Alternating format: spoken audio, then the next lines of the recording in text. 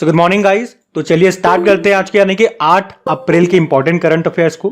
तो इस प्रश्न में आपसे पूछ रहे हैं अभी अप्रैल 2024 में भारतीय तटरक्षक बल का जलीय केंद्र ये कहां पे स्थापित किया गया? तो आंसर होगा तमिलनाडु में। तो भारतीय तटरक्षक बल यानी कि इंडियन कोस्ट गार्ड फोर्स, इसके जो डायरेक्टर जनरल हैं कौन है? राकेश पाल। अभी उन्होंने ही 6 अप्रैल 2024 को तमिलनाडु के रामेश्वरम के पास ICGS मंडपम में भारतीय तटरक्षक बल के जलीय केंद्र का उद्घाटन किया है। ICGS का मतलब क्या होता है? इंडियन कोस्ट गार्ड शिप, जैसे कि INS का मतलब होता है इंडियन नेवल शिप। तो याद रखना कहां पे इसका स्थापित किया गया? इसको स्थापित किया गया तमिलनाडु में। भारतीय तटरक्षक बल की अगर हम बात करते हैं, इसकी स्थापना होती है 1 फरवरी 1977 1977 में। और अगर पूछे कि इसकी स्थापना किस समिति की सिफारिश पे होती है, तो ये जरूर याद रखना रुस्तम जी समिति की सिफारिश पे। और उस समय इसको स्थापित करने का, इसको लाने का उद्देश्य क्या था? समुद्र में तस्करी और अवैध गतिविधियों से निपटना और भारत के समुद्री संसाधनों की रक्षा के उपाय सुझाव। आपको ये भी बता दूं कि भारतीय तटरक्षक बल का जो पहला जहाज था उसका नाम क्या था? ICGS कुठार। ये वैसे नौसेना का जहाज था, लेकिन फिर इसको ट्रांसफर कर दिया था, इनको दे दिया था। और पहले यहाँ पे जो डायरेक्टर जनरल थे उनका नाम याद रखना, V.A. कामत उनका नाम था। अभी वर्तमान में तो क्या है? राकेश पाल हैं, ये 25वें नंबर के हैं। इसका मुख्यालय आपको नई दिल्ली में मिलेगा और इसका आदर्श वाक्य होता है वयम रक्षाम। अच्छा, इसी तरह से आपको याद दिलाना चाहूंगा 2 इंपॉर्टेंट पॉइंट और। अभी 2024 में ही भारत और जापान के तटरक्षक बलों ने एक एक्सरसाइज किया था, सहयोग काजिन उसका नाम है। कहां पे? चेन्नई में। और इसी साल अभी भारत और अमेरिका के तटरक्षक बलों ने सी डिफेंडर्स एक्सरसाइज का आयोजन भी किया था। कहां पे? अंडमान निकोबार की कैपिटल पोर्ट ब्लेयर में। तो इस प्रश्न में आप देखोगे भारतीय तटरक्षक बल से बहुत सारी इंपॉर्टेंट जानकारी और सभी इंपॉर्टेंट मैंने आपको बताया।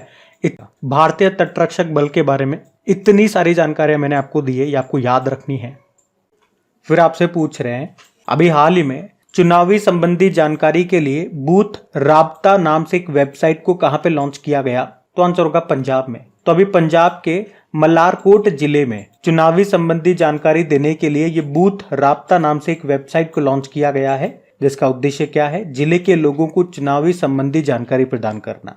बूथ राबता का मतलब हो गया बूथ संपर्क। और पहली बार अगर कोई युवा मतदान करने जा रहा है तो वो यहाँ से प्रमाण पत्र वगैरह भी डाउनलोड कर सकता है। और किसी अगर मतदान केंद्र को रेटिंग भी अगर वो करना चाहता है, रेटिंग देना चाहता है, तो वो भी यहाँ पे कर पाएगा। अभी आपको याद होगा हमारे राष्ट्रीय चुनाव आयोग ने पंजाब के लिए किसे स्टेट आइकॉन बनाया था? तो शुभमन गिल को बनाया था। वैसे राष्ट्रीय चुनाव आयोग के बारे में मैंने आपको कल ही डिटेल में बताया था। तो आज मैं एक काम करता हूं, पंजाब न्यूज में आया है तो पंजाब को थोड़ा सा मैप में हम देखते हैं। देखो पंजाब की, तो ये रहा मैप में पंजाब। कैपिटल इसकी है चंडीगढ़। मुख्यमंत्री कौन है? भगवंत मान। और गवर्नर कौन है? बनवारी लाल पुरोहित। और आपको याद दिलाऊं, अभी पंजाब ये सभी दुर्घटना संभावित स्थलों का मानचित्र यानी कि मैपिंग करने वाला पहला राज्य बना था। देश में पहली बार सड़क दुर्घटनाएं कम करने के लिए सड़क सुरक्षा बल का इसने गठन किया था पंजाब ने। हमारे जो गृह मंत्री अमित शाह, उन्होंने देश के पहले साइबर सुरक्षा केंद्र का उद्घाटन किया था चंडीगढ़ में। अभी पंजाब ने मुफ्त आटा होम डिलीवरी योजना शुरू की और देश का सबसे ऊंचा तिरंगा भी यहीं पे लगाया गया था पंजाब के अमृतसर में। 418 फुट ऊंचा है ये, भारत पाक अटारी सीमा पर। पूछे अगर किस राज्य में सारागढ़ी स्मारक की आधारशिला रखी गई, तो पंजाब के फिरोजपुर में। पंजाब का पहला स्कूल ऑफ एमिनेंस कहां पे खोला गया? अमृतसर में। और पंजाब पुलिस ने नशे के खिलाफ OPS क्लीन नाम से एक अभियान भी चलाया था।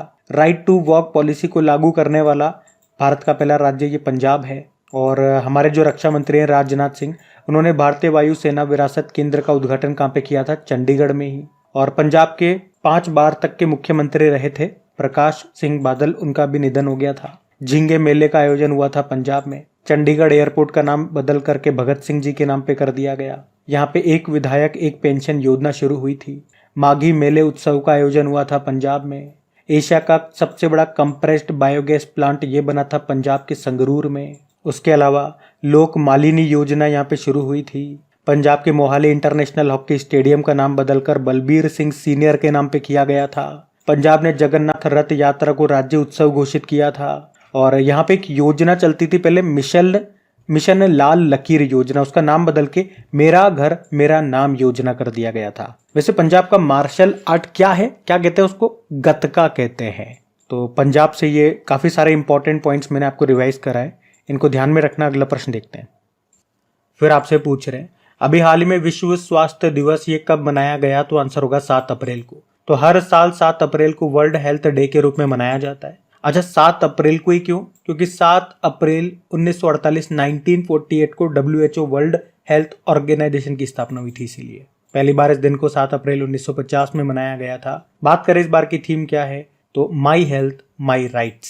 वैसे वर्ल्ड हेल्थ ऑर्गेनाइजेशन के स्टैटिक की बात करें तो स्थापना आपने कहा 7 अप्रैल 1948 में होती है। हेडक्वार्टर है जेनेवा स्विट्जरलैंड में और इसके अध्यक्ष कौन है? Tedros Adhanom. अब इम्पोर्टेंट डे वाला क्वेश्चन है। तो 1 अप्रैल को उत्कल दिवस मनाया था, 2 अप्रैल को वर्ल्ड ऑटिज्म अवेयरनेस डे, 4 अप्रैल को खदान जागरूकता दिवस, 5 अप्रैल को अंतर्राष्ट्रीय अंतरात्मा दिवस और 5 अप्रैल को नेशनल मैरीटाइम डे, राष्ट्र समुद्र दिवस। 6 अप्रैल को अंतर्राष्ट्रीय खेल दिवस मनाया, इंटरनेशनल स्पोर्ट्स डे। 6 अप्रैल को ही इस बार राष्ट्रीय हस्त निर्मित दिवस या नेशनल अप्रैल के लास्ट सैटरडे को ये मनाया जाता है, तो इस बार 6 अप्रैल को मनाया गया। और 6 अप्रैल को ही नेशनल लाइब्रेरी डे के रूप में भी हमने मनाया था। एक ही दिन मैंने तीनों दिवस आपको पढ़ाए थे, याद होगा आपको। और अब ये 7 अप्रैल को वर्ल्ड हेल्थ डे मनाया। तो अप्रैल के ये इतने डेज हो चुके हैं, इनको ध्यान में रखना। अगला प्रश्न देखते हैं। फिर आपसे पूछ रहे हैं, और ये प्रश्न बिल्कुल ध्यान से सुनना, बहुत सारे स्टैटिक क्वेश्चंस मैं आपको यहाँ पे कराऊंगा जो अक्सर एग्जाम में रिपीट होते हैं। तो प्रश्न क्या है, अभी हाल ही में बृहस्पति के किस चंद्रमा पर ओजोन गैस की खोज हुई है? तो इसका तो उत्तर हो जाएगा कैलिस्टो। तो भारत के गुजरात में जो अहमदाबाद शहर है ना, वहाँ पे एक लेबोरेटरी आपको मिलेगी जिसे कहते हैं भौतिकी अनुसंधान लैब, यानी कि फिजिक्स रिसर्च लेबोरेटरी। और अभी इसी ने बृहस्पति यानी कि जुपिटर का एक उपग्रह है जिसका नाम है कैलिस्टो, और इस कैलिस्टो उपग्रह के ऊपर इन्होंने ओजोन गैस की खोज की है। तो ये तो आपका करंट अफेयर्स का प्रश्न हो गया। अब थोड़ा सा स्टैटिक पे आते हैं। जैसे कि ओजोन गैस की बात करें, ओजोन गैस को हम रिप्रेजेंट करते हैं O3 से। ये अगर हम पृथ्वी में बात करें, पृथ्वी के केस में, तो ये कहाँ पे मिलती है? ऊपर समताप मंडल में, जिसे आप इंग्लिश में बोलोगे स्ट्रेटोस्फेयर। और ओजोन की जो सांद्रता होती है, कंसंट्रेशन होती है, उसको किस में नापा जाता है या उसकी यूनिट या इकाई क्या है? तो डॉप्सन आंसर हो जाएगा। इसका काम क्या करती है? तो सूर्य से आने वाली अल्ट्रावायलेट रेज को, पराबैंगनी किरणों को ये रोकने का काम करती है, क्योंकि इसके कारण क्या होता है? स्किन कैंसर होता है। लेकिन आपको ये पता है ओजोन परत का क्षरण हो रहा है, और वो क्षरण किसके कारण हो रहा है? CFC, क्लोरोफ्लोरोकार्बन इसका मुख्य कारण है, जिसे हम फ्रेयॉन्स भी कहते हैं। और इसका इस्तेमाल कहाँ पे होता है? हमारे जो एयर कंडीशनर हो गए, जो रेफ्रिजरेटर हो गए, यहाँ पे इसका इस्तेमाल हो रहा है। और इसी को रोकने के लिए आपको याद होगा 16 सितंबर 1987 में कनाडा के मॉन्ट्रियल में एक प्रोटोकॉल हुआ था जिसे हम मॉन्ट्रियल प्रोटोकॉल के नाम से जानते हैं। और इसीलिए तो आप 16 सितंबर को वर्ल्ड ओजोन डे के रूप में मनाते हो। तो देखो, सारी चीजें एक दूसरे से लिंक्ड है। हमने ओजोन के बारे में स्टार्ट किया था और ओजोन दिवस तक आ गए, एक दूसरे पे कूदते हुए, एक दूसरे को इंटरलिंक करते हुए। तो ऐसे ही चीजें आपको तैयार करनी है, ऐसे ही चीजें आपको पढ़नी है। क्योंकि जब चीजों को एक दूसरे से आप लिंक कर दोगे ना, तो फिर कोई भी पार्ट, कोई भी हिस्सा ऐसा नहीं रहेगा जो अछूता रह जाए, जो आप छोड़ दोगे, क्योंकि वो उससे इंटरलिंक्ड होगा किसी न किसी न्यूज से या किसी न किसी शब्द से। तो वो आपको याद जरूर रहेगा, आपकी मेमोरी में जरूर रहेगा। अच्छा, अगर प्लैनेट्स की बात करते हैं, ग्रहों की बात करें, तो यहां से भी वैसे तो बहुत सारे प्रश्न बनेंगे। जैसे कि सबसे बड़ा ग्रह कौन सा है? तो वो जुपिटर ही है। यार कुत्ते को भौंकते हैं तो यार। अच्छा, अगर मैं आपसे पूछूं कि मंगल ग्रह के जो 2 उपग्रह हैं उनके नाम बताओ, तो आंसर होगा फोबोस और डिमोस। एस्टेरॉइड बेल्ट ये किनके बीच पाई जाती है? मंगल और बृहस्पति के बीच में, यानी कि मार्स और जुपिटर के बीच में। अगर आपसे पूछे पार्थिव ग्रह किन्हें कहते हैं, तो सूर्य और शुक्र, पृथ्वी और मंगल। और उसके बाद के जो होते हैं उन्हें बाह्य ग्रह कहते हैं, यानी कि एक्सटर्नल प्लैनेट। और रिंग प्लैनेट किन्हें कहा जाता है? और अगर पूछूं कि वलय युक्त ग्रह रिंग प्लैनेट किसे कहा जाता है? सैटर्न को, यानी कि शनि को। सबसे गर्म ग्रह कौन सा है? तो याद रखना, बुध मत करना, वो शुक्र है, यानी कि विनस। और सांझ का तारा, बोझ का तारा, इवनिंग स्टार, मॉर्निंग स्टार, ये भी इसी को कहा जाता है, विनस को ही, शुक्र को ही। वैसे सूर्य के सबसे नजदीक ग्रह कौन सा है? तो वो बुध है। आपको याद होगा, अभी करंट अफेयर्स का प्रश्न है ये तो, कि अभी मंगल पर सबसे ऊंचा विशाल ज्वालामुखी खोजा गया था। हमारे माउंट एवरेस्ट से भी बहुत ऊंचा है ये। क्या नाम था इसका? इसका नाम रखा है नॉक्टिस। ये जरूर याद रखना। अच्छा, अभी मैंने आपको कहा कि सबसे बड़ा ग्रह कौन सा है, तो आपने कहा जुपिटर है, बृहस्पति। लेकिन उसी तरह से कहूं सबसे छोटा कौन सा है, तो मरकरी है। मरकरी यानी कि बुध। लाल ग्रह किसे कहते हैं? मंगल को कहते हैं, मार्स को। तो इस तरह से सोलर सिस्टम, सौर मंडल के बहुत सारे प्रश्न मैंने आपको करवाए। ये वन लाइनर ही प्रश्न है लेकिन बहुत इंपॉर्टेंट है, कई बार डायरेक्ट एग्जाम में प्रश्न यहाँ से उठते हैं। अच्छा, अब एक होमवर्क प्रश्न में ये वही प्रश्न है जो मैं आपको ऑलरेडी पहले भी बता चुका हूं, तो ध्यान से सुनना। एक तो आपको बता रहा है कि वो कौन से ग्रह हैं, कौन से प्लैनेट्स हैं जो पूरब से पश्चिम की ओर घूमते हैं। वो मात्र 2 ही ऐसे हैं। मैंने आपको ये भी बता दिया कि वो 2 ही है। अब उत्तर आप बताओ। और अगर आप हमारे करंट अफेयर्स की रिवीजन वाली क्लास देखते हैं तो वहां पे भी यह मैं आपको कई बार बता चुका हूं। रिवीजन क्लास से याद आया, अगर आप में से कोई वीडियो को फर्स्ट टाइम देख रहे हैं तो आपको बता दूं, बाकी सबको तो पता है कि ये हमारी देखो ये हमारी डेली करंट अफेयर्स की, कि ये जो आप देख रहे हो ये हमारी डेली करंट अफेयर्स वाली क्लास है जिसमें हर क्वेश्चन को मैं आपको डिटेल में बताता हूं। इसमें जैसे जैसे हम आगे बढ़ते जा रहे हैं पीछे आपका करंट अफेयर्स इकट्ठा होता जा रहा है। तो आप में से बहुत सारे स्टूडेंट ऐसे होंगे जो कि प्रॉपर नोट्स बनाते होंगे और डेली उन नोट्स को रिवाइज भी करते होंगे। ऐसा नहीं है नोट्स बना के रजिस्टर को रख दिया, डेली 10 से 15 मिनट उनको रीड करने के लिए भी देते होंगे। लेकिन अगर आप में से कुछ स्टूडेंट्स ऐसे हैं जो रिवीजन के लिए समय नहीं निकाल पाते या नोट्स नहीं बना पाते, तो उनके लिए मैंने रिवीजन वाली क्लास स्टार्ट की है। अभी जनवरी से ही स्टार्ट किया है, जनवरी 2024 से, जिसमें जनवरी तो हमने खत्म भी कर दिया और जितने भी वीडियोस बने हैं उसका प्लेलिस्ट मैंने बना दिया, जाकर के देख लेना। अभी तो हमने फरवरी स्टार्ट कर दिया है। 10 से 11 मिनट का डेली वो वीडियो होता है। 10 से 11 मिनट आपको अपने 24 घंटे में से निकालने करंट अफेयर्स के लिए, ताकि आपका रिवीजन हो सके पुराना और आप चीजों को भूलो नहीं, क्योंकि एग्जाम टाइम तक आप देखोगे बहुत सारा करंट अफेयर्स इकट्ठा हो जाएगा, या तो साल भर का या 6 महीने का, जैसा भी आपके एग्जाम में आता है। तो उनको एक साथ समराइज करना लास्ट में एग्जाम टाइम में वो बहुत मुश्किल हो जाता है। तो जितना भी आप समय लगा रहे हो उसे पढ़ने में, अगर आपने टाइम टू टाइम रिवीजन नहीं किया तो वो सब लास्ट में 0 हो जाएगा, भूल जाओगे, मैशअप हो जाएगा, मिक्स हो जाएगा। तो ऐसा नहीं करना, उसके लिए रिवीजन इंपॉर्टेंट है। और अगर आप रिवीजन नहीं कर पाते हो खुद से तो उसीलिए मैंने वो क्लास स्टार्ट की है, तो उसका फायदा उठाओ। या अगर आप में से कोई स्टूडेंट अब करंट अफेयर्स पढ़ना चालू कर रहे हैं, सोच रहे हैं कि यार जनवरी फरवरी माह, तो वो रिवीजन वाली क्लास वो ब्रह्मास्त्र है आपके लिए, वरदान है। तो जाकर के वो वीडियोस देखो और उसका फायदा उठाओ। और हाँ, सेशन अच्छे लगते हैं तो प्लीज़ लाइक ज़रूर करा करें वीडियोस को। आप लोग पता नहीं क्यों लाइक नहीं करते हो, पसंद नहीं आते हैं क्या? तो प्लीज़ इतने खुदगर्ज ना बने, थोड़ा सा मेरी मेहनत का भी ख्याल रखें। मुझे भी अच्छा लगता है आप लोग वीडियो को पसंद करते हो, शेयर करते हो तो। और जब इंसान खुश होता है तो वो अच्छे से दिल से मेहनत कर पाता है। आज के हमारे वीडियो के लाइक का टारगेट रखते हैं 7000 लाइक का, तो लाइक ज़रूर करना। अभी अगला प्रश्न देखते हैं। फिर आपसे पूछ रहे हैं, अभी हाल ही में मौद्रिक नीति समिति ने रेपो रेट कितनी निर्धारित की है? तो वही है पिछली बार वाली, यानी कि 6.5%। अच्छा, ये मौद्रिक नीति समिति यानी कि मॉनेटरी पॉलिसी कमेटी की अगर हम बात करें तो पहले मैं आपको बता दूं कि आरबीआई ने उर्जित पटेल कमेटी बनाई थी। उर्जित पटेल तो आपने नाम सुना होगा ना, ये हमारे आरबीआई के पूर्व गवर्नर रह चुके हैं। तो उन्हीं की अध्यक्षता में एक कमेटी बनी थी और इस कमेटी ने ही कहा था कि हमें इन्फ्लेशन यानी कि महंगाई को कंट्रोल करना पड़ेगा, इसे 2 से 6% के बीच में रखना पड़ेगा, यानी कि 4±2% तक इसको मेंटेन करना पड़ेगा, कंट्रोल करना पड़ेगा। और इसके लिए एक मॉनेटरी पॉलिसी कमेटी बनाई गई इसकी देखरेख के लिए, जो कि इसको कंट्रोल करने के लिए जिम्मेदार हो। तो मॉनेटरी पॉलिसी कमेटी की स्थापना की बात करें 27 जून 2016 में इसकी स्थापना होती है। इसमें 6 सदस्य होते हैं, जिसमें से 3 सदस्य तो आरबीआई के होते हैं, रिजर्व बैंक ऑफ इंडिया के, और 3 भारत सरकार के होते हैं। और इसके जो हेड होते हैं वो आरबीआई के गवर्नर होते हैं, जो वर्तमान में शक्तिकांत दास हैं। और ये जो कमेटी होती है ये हर 2 महीने में रिपोर्ट जारी करती है, यानी कि साल में 6 बार। तो इस बार भी इन्होंने रेपो रेट को अनचेंज रखा है। कितना? 6.5%। रेपो रेट क्या होती है? मतलब जब आरबीआई बैंकों को लोन देता है तो लोन फ्री में तो नहीं देगा, कुछ ब्याज लेगा, कुछ इंटरेस्ट पे देगा। तो जिस इंटरेस्ट पे वो बैंकों को लोन दे रहा है, पैसा दे रहा है, उसे रेपो रेट कहा जाता है। और उसका उल्टा रिवर्स रेपो रेट होता है। जब बैंक अपना जो एक्स्ट्रा उनका जो पैसा होता है जब वो आरबीआई के पास रखते हैं तो आरबीआई जो इंटरेस्ट देता है उसे रिवर्स रेपो रेट कहते हैं। ये जरूर याद रखना, हमेशा जो रिवर्स रेपो रेट होता है वो रेपो रेट से कम है। बिल्कुल हमारी तरह समझो, हम जब बैंक में सेविंग अकाउंट खुलवाते हैं, हमारा पैसा जब बैंक में रखते हैं तो वो हमें कितना थोड़ा सा ही ब्याज देती है, लेकिन जब लोन देने जाते हैं तो हमसे बहुत ज़्यादा पैसे लेती है, बहुत ज़्यादा इंटरेस्ट लगाती है। अच्छा, रेपो की फुल फॉर्म भी होती है, क्या होती है? Repurchasing option. और इस बार इन्होंने 2024-25 की ग्रोथ रेट भी बताई है, कितना रहने का अनुमान लगाया? 7%। बाकी आरबीआई की बात करेंगे तो स्थापना होती है 1 अप्रैल 1935 को और हेडक्वार्टर मुंबई में मिलेगा। आरबीआई की स्थापना किस आयोग की सिफारिश पे होती है? तो यंग हिल्टन आयोग, जिसे शाही आयोग भी कहते हैं। इसका नेशनलाइजेशन, राष्ट्रीयकरण हुआ 1 जनवरी 1949 में। गवर्नर इसके शक्तिकांत दास है, वर्तमान में 25वें नंबर के हैं ये। और इसके 2 गवर्नर और याद रखना, इसके पहले ब्रिटिश गवर्नर कौन थे? Osborne Smith. पहले इंडियन गवर्नर थे सीडी देशमुख। और सीडी देशमुख का नाम तो अभी न्यूज में भी था कि इनके नाम पे मुंबई के चर्च गेट रेलवे स्टेशन का नाम रखा गया था। और आरबीआई के जो पूर्व गवर्नर है अभी रघुराम राजन, उनकी एक बुक आई थी अभी जिसका नाम है ब्रेकिंग द मोल्ड, री इमेजिंग इंडियाज ई कॉमिक। और अभी आरबीआई के जो पूर्व गवर्नर है रघुराम राजन, अभी उन्होंने एक बुक लॉन्च की है, उसका नाम है ब्रेकिंग द मोल्ड, री इमेजिंग इंडियाज इकोनॉमिक फ्यूचर। तो ये ध्यान में रखना सारे पॉइंट्स। अगला प्रश्न देखते हैं।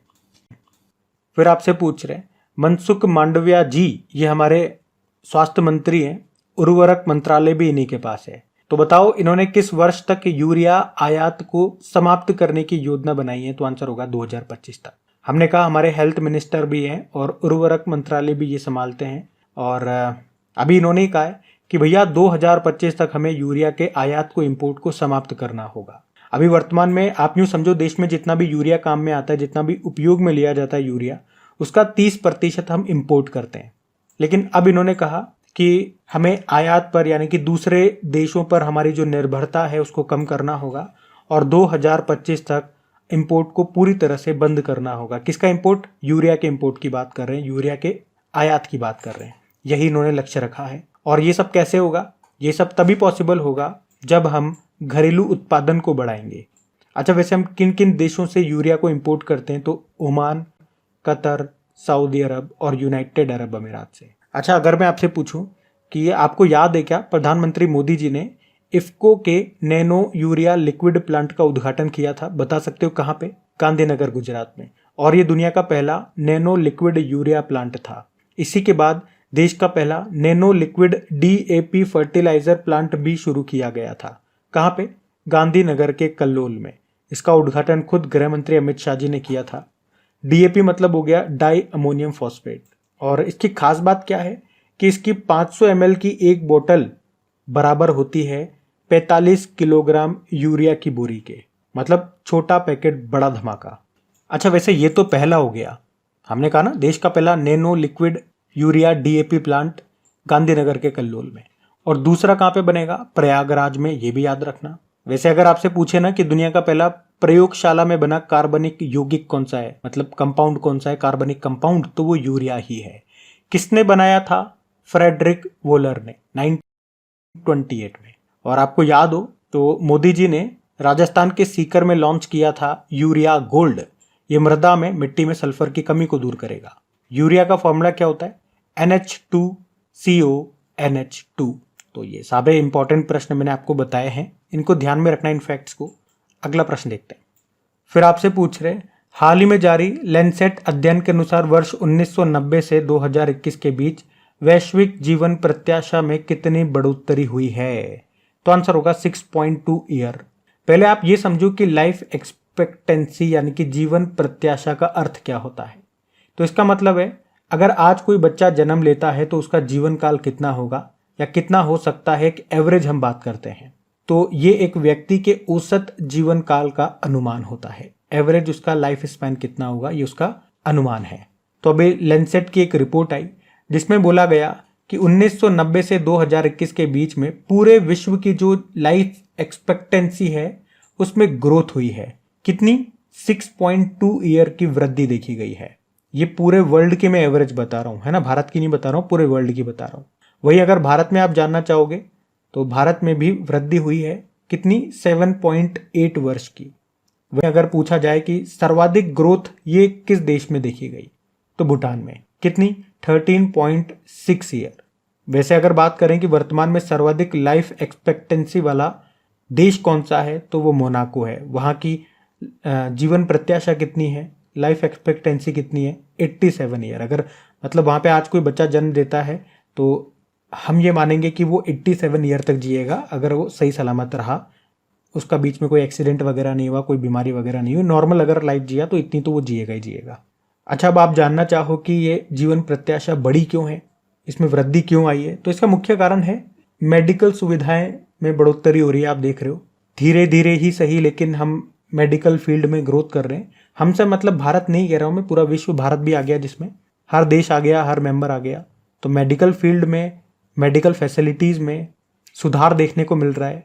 जैसे पहले देखो ना, कुछ बीमारियां ऐसी हुआ करती थी कि उनके इलाज नहीं थे, फिर इलाज हुए तो उनसे जो लोग मरा करते थे, फिर लाखों के लाखों लोग मर जाते थे, लेकिन जब उनके इलाज आ गया तो आराम से उनके इलाज हो जाते हैं, गोली दवाई लेते हैं, जीते हैं। इसी तरह से आज हम देखते हैं किसी को कैंसर हो जाता है, आज हम डरते हैं कि कैंसर की अगर स्टार्टिंग की स्टेज है तो तब तक तो मेंटेन कर लेंगे, संभाल लेंगे, लेकिन ज़्यादा देर हो गई तो हम नहीं संभाल पाएंगे। किसी को एड्स हो गया, हम नहीं संभाल पाएंगे, उसका मरना तय है। लेकिन ये आज की स्थिति है। कल क्या होगा, 10 साल बाद, 20 साल बाद हो सकता है इनके इलाज आपको मिल जाए, हो सकता है, क्या मतलब होगा, ऐसा इलाज मिल जाएंगे इनके। तो जो आज लोगों को लगता है कि कैंसर होने से, एड्स होने से मर जाते हैं, 20 साल बाद लोगों को लगेगा ये तो नॉर्मल चीज़ है, जैसे आज खांसी जुकाम होता है, उस तरह से दवाई खाएंगे ठीक हो जाएंगे। तो उस समय हमें और देखने को मिलेगा कि जीवन प्रत्याशा और बढ़ रही है। तो मेडिकल सुविधाएं इसका मुख्य कारण है। अच्छा, अगर मैं आपसे पूछूं कि 2011 की जनसंख्या के अनुसार भारत में न्यूनतम जनसंख्या वाला राज्य कौन सा है, तो सिक्किम है, और सबसे ज़्यादा तो आपको पता ही है उत्तर प्रदेश है। वहीं पॉपुलेशन डेंसिटी, जनसंख्या घनत्व की बात करेंगे तो सबसे कम कहाँ की है, अरुणाचल प्रदेश की है। और सबसे ज़्यादा देखो पूछने का तरीका है, अगर स्टेट वाइज बात करोगे तो बिहार की है, या कुछ भी नहीं बोलोगे स्टेट या यूनियन टेरिटरी तो सबसे ज़्यादा फिर आंसर दिल्ली हो जाएगा। लेकिन अगर स्टेट वाइज पूछोगे तो फिर बिहार है। वहीं लिटरेसी रेट, साक्षरता दर की बात करें तो सबसे ज़्यादा आपको पता है केरल की है और सबसे कम बिहार की है। उसी तरह से सेक्स रेशो, ये भी सबसे ज़्यादा केरल का है और सबसे कम ये हरियाणा का है। तो इस तरह से यहाँ पे वन लाइनर फैक्ट्स में मैंने इंपॉर्टेंट क्वेश्चन आपको यहाँ पे शॉर्ट में कराने की कोशिश की, तो ध्यान में रखना, सारे इंपॉर्टेंट प्रश्न है ये। अगला प्रश्न देखते हैं। फिर आपसे पूछ रहे हैं, अभी हाल ही में चर्चा में रहा G2G समझौते का संबंध किससे है, तो आंसर होगा इजराइल से। आपको याद हो तो हम हमारे मजदूरों को, हमारे मजदूर भाइयों को, श्रमिकों को भारत से इजराइल में भेज रहे हैं, और अभी 64 प्रशिक्षित कामगारों को, जो स्किल्ड लेबर है, उनको भारत से इजराइल में भेज दिया गया है। और इसके लिए दोनों देशों के बीच में जो एग्रीमेंट हुआ था उसी को कहा जाता है G2G, यानी कि government to government agreement. Full form याद रखना इसकी। तो ये हमारे मजदूर भाई वहां पे जाके क्या करेंगे, काम करेंगे, निर्माण कार्य का काम करेंगे। देखो बात इजराइल की है तो ये रहा मैप में इजराइल, कैपिटल जेरूसलम कहलाती है, करेंसी है इजरायली न्यू शेकेल, और प्रधानमंत्री हैं बेंजामिन नेतन्याहू। अच्छा, बेंजामिन नेतन्याहू की जो ऑटोबायोग्राफी आई थी उसका नाम क्या है, बीबी उसका नाम है।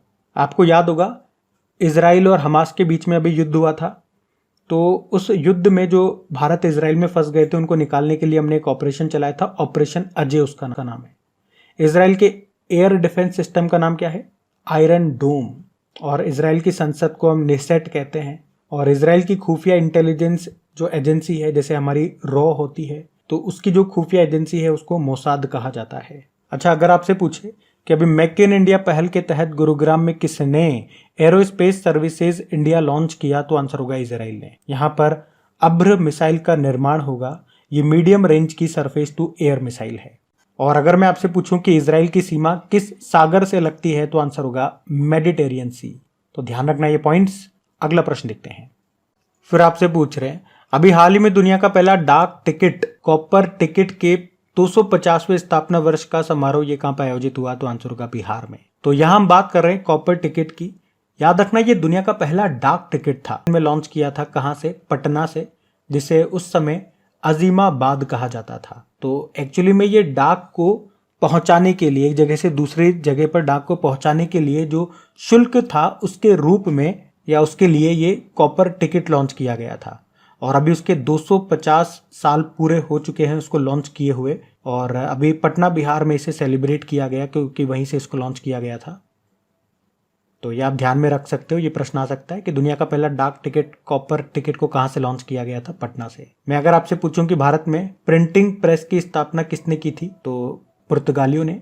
अच्छा, एक और प्रश्न आप ध्यान रख सकते हो कि अभी तमिलनाडु में जो कोडाई कनाल सौर वेधशाला है, उसने भी इस साल अपने 125वीं वर्षगांठ मनाई है। तो पूछा जा सकता है कोडाई कनाल सौर वेधशाला कहां पर है, तमिलनाडु में है।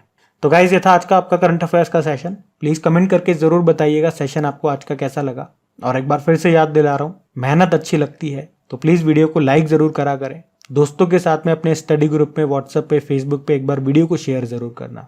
चलो अभी कल के करंट अफेयर्स का मैं आपको क्विक रिविजन करा दूं, फिर हम सेशन एंड करते हैं। तो पहला प्रश्न पूछा था, अभी हाल ही में जारी बिजनेस एनवायरमेंट रैंकिंग 2024 में भारत कौन से स्थान पे रहा, 51 नंबर पे रहा। टॉप पे रहा था सिंगापुर। फिर आपसे पूछा अंतर्राष्ट्रीय खेल दिवस कब मनाया गया, 6 अप्रैल आंसर होगा। फिर पूछा DRDO ये उड़ीसा के चांदीपुर के समान एक नया परीक्षण केंद्र कहाँ पे बना रहा है, पश्चिम बंगाल में। फिर पूछा था दुनिया का सबसे शक्तिशाली लेज़र को किसने लॉन्च किया, तो रोमानिया ने। फिर पूछा 19वां शंघाई कोऑपरेशन ऑर्गेनाइजेशन सुरक्षा परिषद की बैठक अभी हुई, कजाकिस्तान में। फिर पूछा था भारत सरकार अपना पहला वाणिज्यिक कच्चे तेल का रणनीतिक भंडार ये कहाँ पे विकसित कर रहा है, तो आंसर होगा कर्नाटक में। ये कल वाला डिटेल में प्रश्न देखना, क्योंकि इसमें बहुत सारी ऐसी जानकारियां हैं तो आपको डायरेक्ट क्वेश्चन आंसर से नहीं पता लगेगी। तो कल का वीडियो अगर नहीं देखा तो जरूर देखना और उसमें ये वाला प्रश्न तो जरूर देखना। बाकी अगला प्रश्न में पूछा पेरिस ओलंपिक में जूरी के रूप में नियुक्त होने वाली पहली भारतीय महिला कौन बनी है, बिल्किस मीर। फिर पूछा national cooperative dairy federation of India limited के अध्यक्ष बने कौन, मिनेश शाह। फिर पूछा भारतीय निर्वाचन आयोग ने लोकसभा चुनाव 2024 के लिए किसे यूथ आइकॉन बनाया, तो आंसर होगा आयुष्मान खुराना को। और फिर आपसे पूछा था अभी अप्रैल 2024 में वर्ल्ड फ्यूचर एनर्जी शिखर सम्मेलन की मेजबानी किसने की या कौन कर रहा है। तो देखो इसमें थोड़ा सा ध्यान में देना, वैसे सारी चीज़ें मैंने आपको बिल्कुल सही बताई थी, लेकिन मैंने इसका उत्तर गलत लगा दिया था। तो इसका उत्तर होगा यूनाइटेड अरब अमीरात। मैंने गलती से सऊदी अरब बोल दिया था। बाकी सारी चीज़ें आपको डिटेल में बताई थी वो सब सही थी, क्योंकि मैंने आपको बताया था इसका आयोजन अबू धाबी राष्ट्रीय प्रदर्शनी केंद्र में हो रहा है। कौन सी कंपनी कर रही है, मजदर नाम की कंपनी। तो अबू धाबी तो यूनाइटेड अरब अमीरात में ही है ना, तो बस ये करेक्शन करना था। चलो अभी कल के करंट अफेयर्स का हम होमवर्क प्रश्न देखते हैं और सेशन एंड करते हैं। तो कल के वीडियो में आपसे क्या पूछा था कि कहाँ पे जांस्कर महोत्सव मनाया गया, तो आंसर होगा लद्दाख में। आप सभी ने प्रश्न का बिल्कुल सही उत्तर दिया। अब ये आज का आपका होमवर्क प्रश्न।